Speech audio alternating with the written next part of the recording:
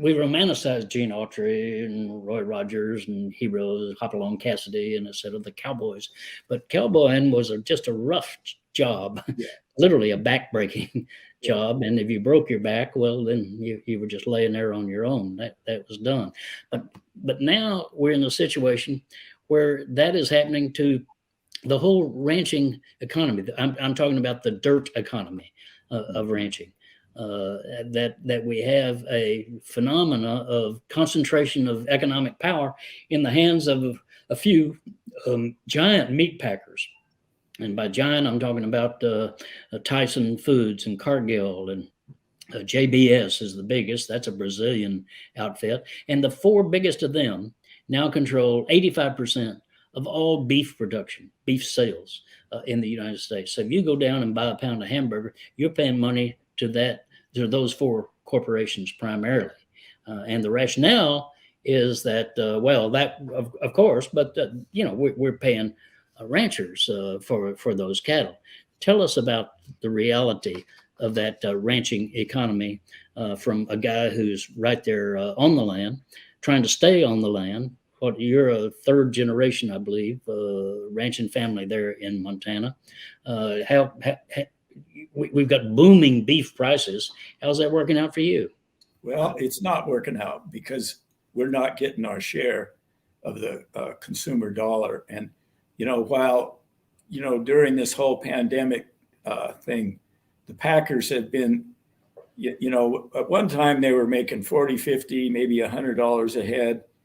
Then it went up like $300-$400 a head. At some point, it was like $500 a head, and we were just amazed. And then at one point, they were making up to $1,000 a head, while at the same time, we were losing money. And the reason they can do that is we basically don't have a market anymore. They just, because of their concentration, because of the way that they get their cattle through these captive supplies, there's just no market for us to get our share anymore. And as theirs just keeps going up, ours going down. And, when people hear that ranchers are losing money right now, they just can't believe it because what they're paying in the stores. So by allowing all this concentration to go on all these years, we're losing it. But on the other hand, the consumers are paying more. So this whole idea that we're going to deregulate and let these companies kind of go their way, it's really worked out well for them. They've done really well.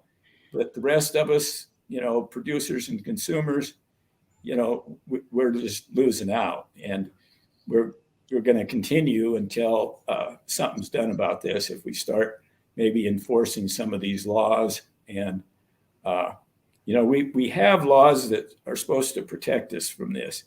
And